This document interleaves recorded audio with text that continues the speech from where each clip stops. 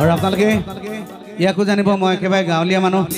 পথাৰত যেতিয়া মই হাল বাই থাকোঁ কুৰমাই থাকোঁ তেতিয়া গীতবিলাক ৰচনা কৰোঁ আৰু সেইবিলাক গীতেই মই অসমৰ শ্ৰাব্যগোষ্ঠীলৈ আগবঢ়াওঁ সৰুৰে পৰা দেশৰ মাটিৰ গুণ থকা গীতবিলাক গাই মই বেছি ভাল পাওঁ ঠিক তেনেকুৱা এটা গীতেৰে আজি মই মোৰ অনুষ্ঠান আৰম্ভ কৰিব বিচাৰিছোঁ ৰাইজৰ শ্ৰীচৰণত হাতযোৰ কৰিছোঁ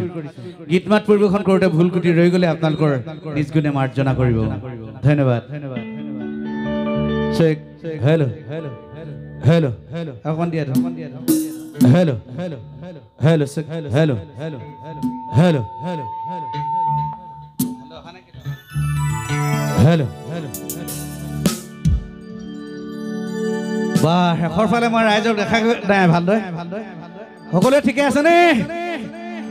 সকলোকে বিহুৰ সেৱা জনাইছোঁ সেইফালে কিন্তু নাচিবলৈ আৰম্ভ কৰিলে ফাগুনী পলাশৰ ৰঙা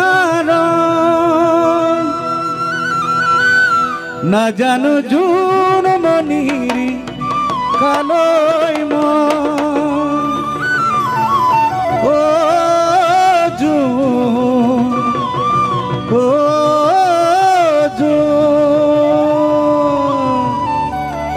বিহুটো গাই দিম নেকি এবাৰ জোৰদাৰ উকি এটা লাগে এটা কিৰিলি লাগে ধন্যবাদ এতিয়াহে বেট বাৰী লাগিছে হয় ৰাইজ মই বিহু গাম কিন্তু তাৰ আগতে ক'লো এটা দেশ প্ৰেমমূলক গীতেৰে অনুষ্ঠান আৰম্ভ কৰিম আৰু যিটো গীত আমাৰ মিণ্টুৱে কৈ আছে মিণ্টুকো কৈ গাব লাগিব গীতটো সেইটো গীত গাইছোঁ মই প্ৰায় মঞ্চতে গাওঁ হেল্ল' হেল্ল'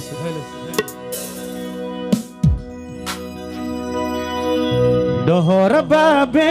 মই আহিছোঁ ওলাই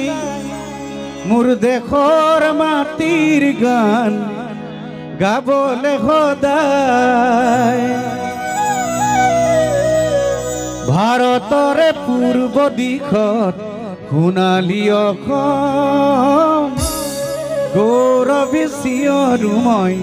জয় আই অসম জয় আই অসম জয় আই অসম